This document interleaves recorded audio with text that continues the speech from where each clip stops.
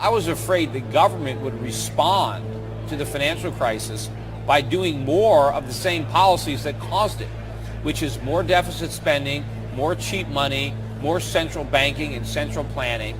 And as a result, I think the U.S. economy is now poised for a much bigger collapse. I think that what's coming is a sovereign debt crisis and a currency crisis that will make the financial crisis of '08 look like, the proverbial Sunday school picnic. Is it something that's affecting the economy right now? Oh, absolutely.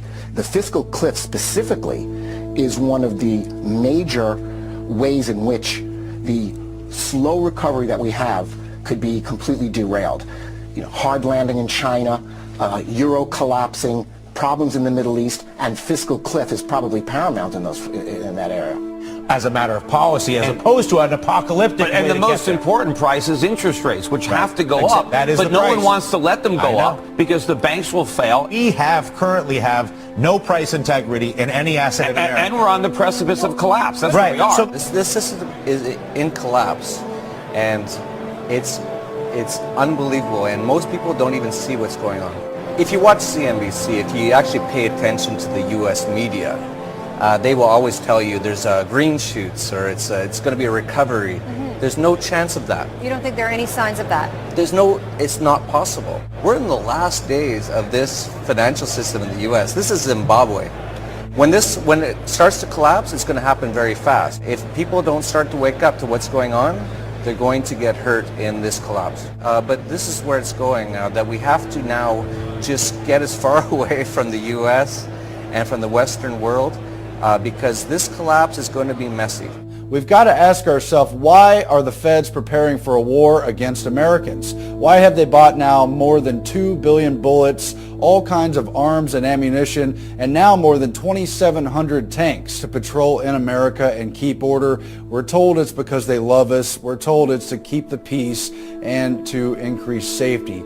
But of course, we also know from Army documents, from Homeland Security reports, and a lot of other information that it's really to occupy America and prepare for a civil unrest and a total economic collapse that will include gun confiscation. The rise of the warrior cop.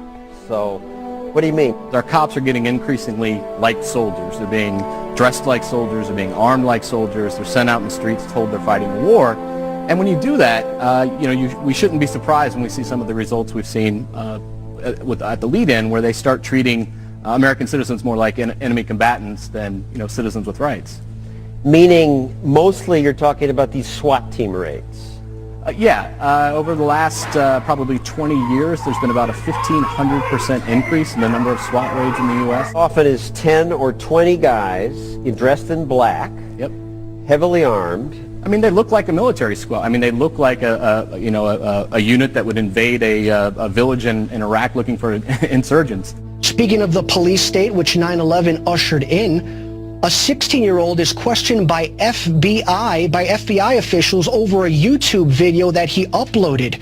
According to Justin Hallman, a 16-year-old, after having uploaded a YouTube video which highlighted how America was slipping into a police state, he was visited by FBI officials. Police state. Ask one of them why they're here. What's up, nigga? Police state. Police state, bro. Police state. 4th of July. Here's our video. M16s.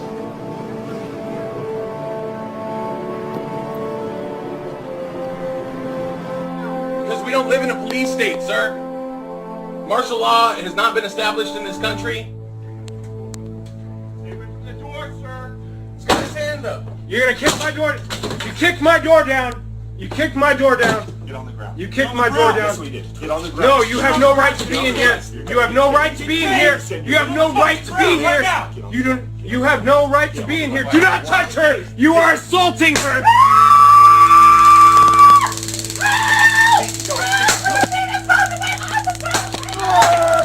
Yeah, I didn't open up the door. I went open up. Now they're barging in my door for what reason? Down, grab it down, grab it down, grab it down! Down, down, down, to your hands! Hands, come to me, come to me, come to me! Don't move! Please, don't move! Please, don't move!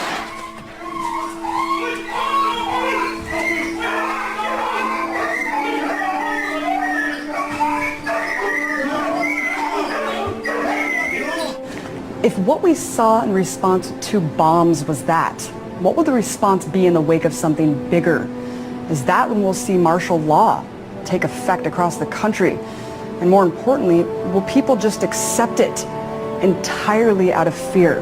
It was never meant that we would have this gigantic police force from the federal government. I mean, we had martial law up there, FBI and all these agents coming in, closing things down, going to people's houses. The police state is staring us in the eye, and it's getting more and more imposed upon us and more imposed on society every day. More and more people are waking up faster and faster and faster. I think it could very well come to that based on the things that are happening in the news, and we're seeing, the collapse of our economy, so many different things happening. I have spoken with one federal agent, and the information succinctly boiled down is this. There is an event coming, Steve, in the very near-term future that is going to affect the United States of America to its very soul. That what is being planned as you and I are on the air tonight, and what has been coming together into that old term, the perfect storm, is literally brewing right over our heads. It is and includes military maneuvers in the United States, military actions that are forthcoming, and that will be so deep and so penetrating that the United States will never be the same. We've heard about the NSA spying on us all and think, no big deal. I'm not a terrorist, so I have nothing to worry about. Think again. Because we are all potential terrorists, according to the American government. You can't just do these kind of things. And this one is not only repealing the principles of liberty, but it's destroying the Constitution. All of these invasions of our personal privacy under the guise of protecting us, they're just wrong. And it's no longer about keeping us safe. This is about keeping us safely under the government's eye. And it is clear the government is watching all the time. Oil looks higher. Gold looks higher, currencies look weaker. More about this currency crisis you see erupting. What does that assume about what's going to happen to the dollar? Well, it assumes that the dollar will utterly get destroyed and become virtually worthless. I don't know how that inevitably resolves itself. It may resolve itself in some type of a global currency crisis. And then if the global currency crisis unfolds, then inevitably you get I guess an alignment under a global world government, a new global currency, and a new world order.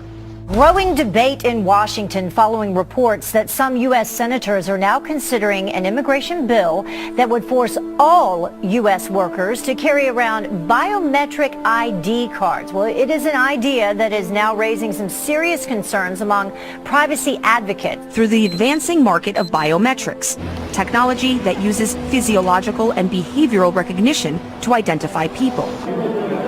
A system touted as a national security necessity is being used to build a database where the biometric identity of millions of Americans will be gathered and stored. We really need to attack this in a comprehensive kind of way, not some knee-jerk reaction like sticking something in someone's finger to verify who they are and whether or not they can be employed in this country. The U.S. Department of Homeland Security has been buying up massive amounts of ammunition. Americans are wondering why. Do you think this is a sign that they're preparing for some sort of mass civil unrest? If you look at what the Department of Homeland Security has been purchasing over the last year, it comes out to like 1.6 billion rounds of ammunition, more than 7,000 fully automatic assault weapons, 2,700 MRAP type vehicles, and now drones. Those are instruments of war. Department of Homeland Security's, who are they going to fight a war against? Would I participate in assisting the feds coming into states and going into homes and taking everybody's gun away? And I said, I would not be a part of something like that. And I said, one of the reasons is I wouldn't want to get shot, because the American people are only going to put up with so much before they push back.